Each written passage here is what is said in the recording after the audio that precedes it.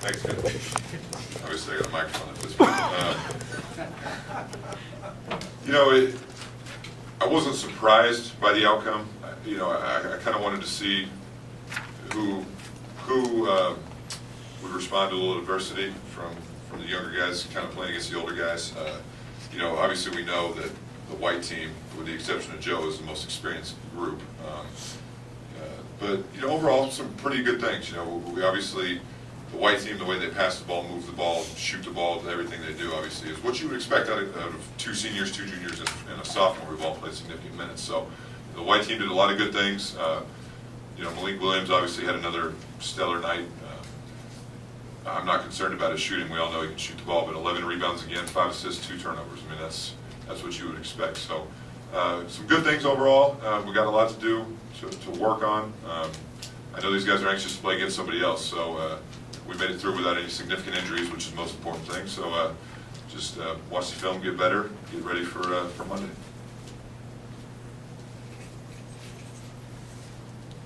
You go with Malik shooting 10 3-pointers in a regular season game? No, because that means our defense broke down too many times where he was open. You know, we know Malik can shoot the ball.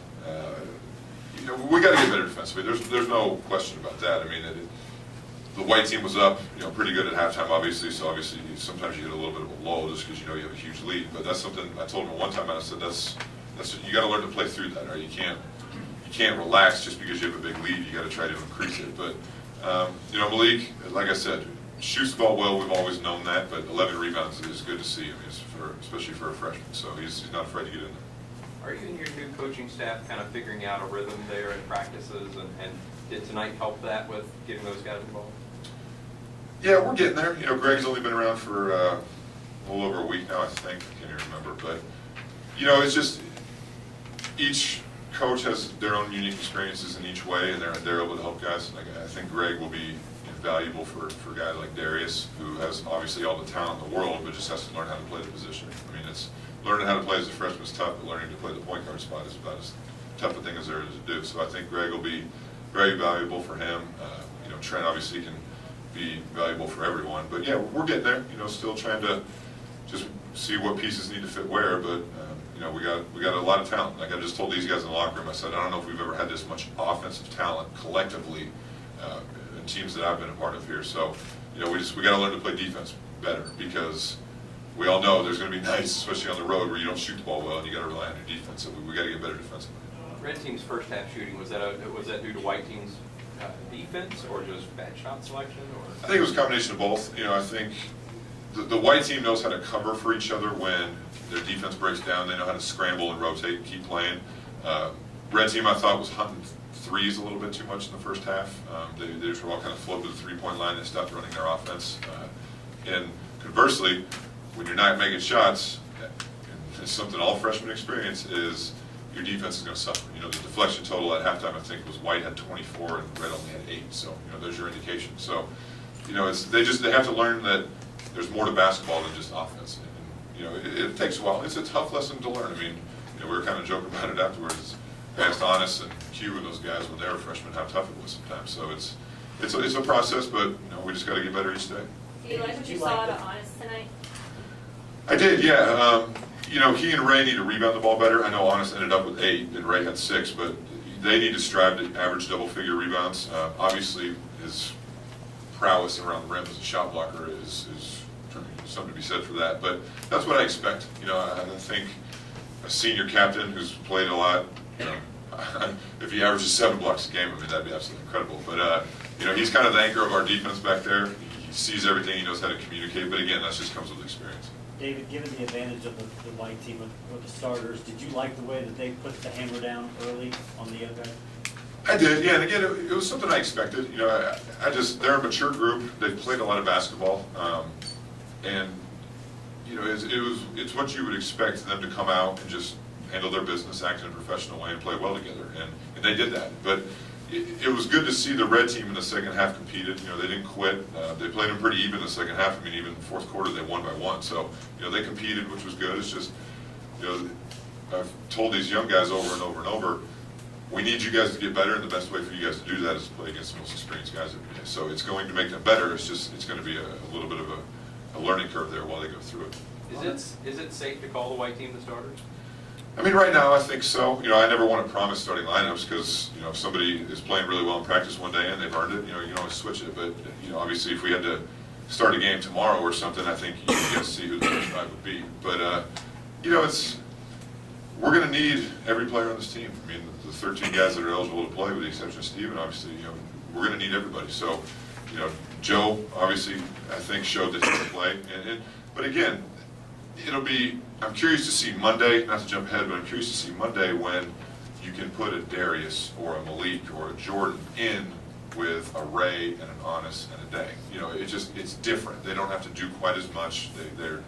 Joe was the benefactor of that tonight. He just kind of played his role and he played well and he shot the ball really well. So it's a learning curve and it's a learning experience for these young guys, but there's no easy way to go through it except to go through it. You mentioned it's really difficult for Darius at that point guard spot as a true freshman. How do you like his progression at this point? He's gotten better. It's just a prime example was, I think it was the first or second quarter, he made a great play. Q came across half court. I think Darius picked his pocket or got a deflection or something and had a 1-on-0 breakaway. Well, what does Q do? He doesn't hang his head. He runs down, he slaps it out of his hands, gets a steal, goes back down, hits somebody for a three. It's those things that freshmen struggle to learn. Darius might have been worried that he got fouled. So instead of saying, how do I make up for this on defense, you're worried about, well, I got fouled. And it's just, again, it's all part of this process. It's not something I'm going to go in there and jump on him and rip him for. It's things you got to learn. But I remember being a freshman, and when I was a freshman, there's no way in a million years I would have understood that either. But it's experiences that you gain through playing. For BJ King, he's already shown the ability to score. What about the other parts of his game? Are you liking what you're seeing from the other facets to make it a little better? Yeah, again, I pay zero attention to the point column. The most impressive part of VJ is he got 10 rebounds. I told Dang and VJ both that when they're in the game, as they play the minutes that I think they'll play, they need to average 7, 8 rebounds. They're long, they're athletic, they got good size, and it's good to see that because you can't just rely on Ray Honest or whoever's in there to get every rebound. So VJ getting 10 rebounds and 2 assists, 2 turnovers, a block and a steal, did a good job of filling up the stat sheet. When you do make corrections, do you do it in a more thoughtful way, or have you jumped that fast? No, I've gotten on guys. I think I've talked about this before. The big thing that gets under my skin more than anything is when guys don't listen. I hate having to say something to one guy and then repeat it again 20 minutes later.